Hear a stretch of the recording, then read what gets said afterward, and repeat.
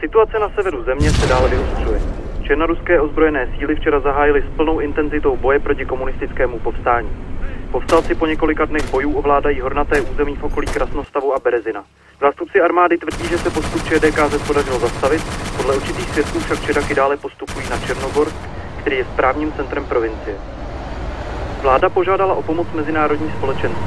Rozhodnutí Rady bezpečnosti OSN však bude pravděpodobně vetovat Rusko, které Černarus tradičně považuje za součást své sféry vlivu. Představitelé armády se zatím odmítají k situaci vyjádřit. Mezi obyvateli severní provincie panují obavy z eskalace násilí a vypuknutí další občanské války. Dokáže vláda krizi zvládnout?